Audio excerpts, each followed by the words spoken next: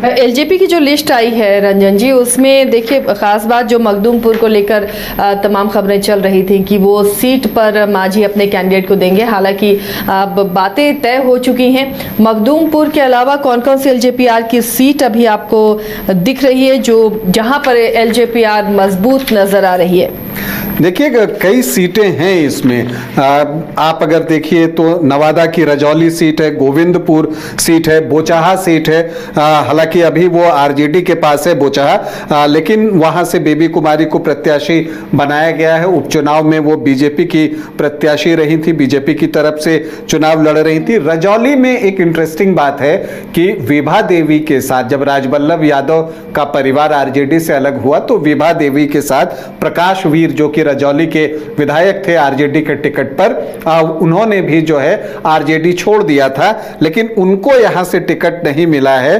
नवादा से विमल राजवंशी को एलजेपीआर ने जो है वो टिकट दिया है। तो अगर आप देखिए तो ज्यादातर सीटें वो हैं जिस पर बीजेपी पिछली बार लड़ी थी।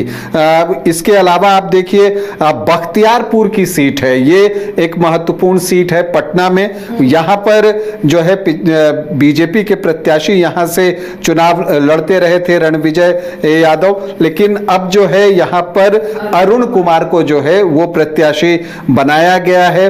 और फतुहा से रूपा कुमारी, ये चर्चा चल रही थी इनके नाम की कि एनडीए से ये प्रत्याशी हो सकती हैं। हालांकि पिछली बार भी इस सीट पर बीजेपी जो है वो चुनाव लड़ी थी सत्येंद्र सिंह, लेकिन फतुहा एक वैसी सीट है जो एलजेपीआर को हमेशा लगती है कि ये उसकी सीट रही है, तो इसीलिए फतुहा जो है उनको मिला।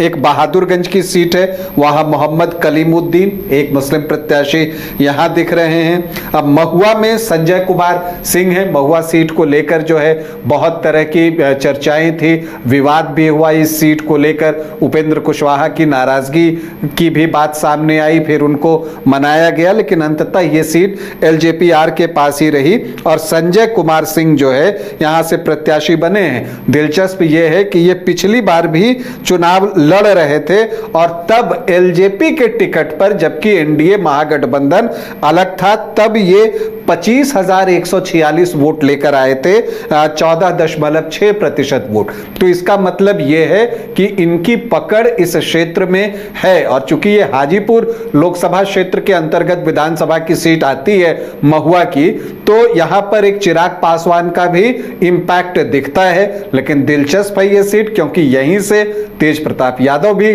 चुनाव लड़ रहे हैं और मुकेश रोशन जो हैं वो आरजेडी के कैंडिडेट तो हैं ही। तो महुआ का चुनाव इस बार जो है बिल्कुल लाइमलाइट में रहेगा, हॉट सीट हो गया अब महुआ, और वहां पर देखना होगा कि चुनाव किस दिशा में आगे बढ़ता है। एक चीज तो जो साफ दिख रही है कि एक ट्रायंगुलर फाइट तो यहां होने जा रही है। हालांकि एआईएमआईएम ने भी कहा है कि वो यहां से प्रत्याशी देने जा रहा है, तब फिर एक चतुष्कोणीय मुकाबला भी हो सकता है अगर एआईएमआईएम का कैंडिडेट महुआ में आ जाए।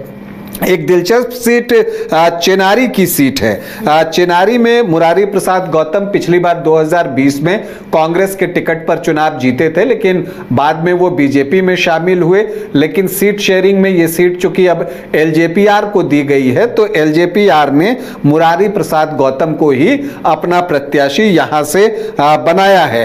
मनेर की सीट पर भी बीजेपी हमेशा चुनाव लड़ती रही है और भाई वीरेंद्र जो है वहां से पिछले कई चुनावों से जीत हासिल कर रहे हैं, तो उनके खिलाफ भी जो है एलजेपीआर ने प्रत्याशी इस बार बदला है। जितेंद्र यादव को वो यहां से प्रत्याशी बना रहे हैं। पूर्णिया में कस्बा की सीट है। कस्बा में पिछली बार भी एलजेपीआर ही चुनाव लड़ रहा था, एलजेपी थी तब असल में, तो एलजेपी ने चुनाव लड़ा था और प्रदीप कुमार दास उसके प्रत्याशी थे। लेकिन इस बार नीतीश कुमार सिंह को जो है पूर्णिया से, ये माफ कीजिएगा कस्बा से जो है वो टिकट दिया गया है। तो इसमें वही चीजें दिख रही हैं कि ज्यादातर सीटें बीजेपी के पास से एलजेपीआर के पास आई हैं। इसमें 4 सुरक्षित सीटें हैं, बोधगया, रजौली, बोचहा और चेनारी। ये 4 जो है सुरक्षित सीटें हैं, अनुसूचित जाति आरक्षित सीटें, और बाकी जो सीटें हैं 7 सीटें वो सामान्य सीटें हैं। तो एक तरह से आप देखिए कि अब एनडीए का जो पहला टास्क था कि वो अपने सारे प्रत्याशियों की सूची दे दे बगैर किसी बागी उम्मीदवार या आप फ्रेंडली फाइट के बिना, तो अब तक जो है जो लिस्ट आई है उसमें कोई इस तरह की चीज अब तक नहीं दिखी है। हालांकि जीतन राम मांझी का एक वो बयान आया था मखदूमपुर और बोधगया के लिए, तो अब ये दोनों सीटें तो घोषित कर दी गई हैं एलजेपीआर की तरफ से। तो अब देखना है कि आने वाले दिनों में क्या कुछ होता है, क्योंकि अब वक्त बहुत बचा नहीं है।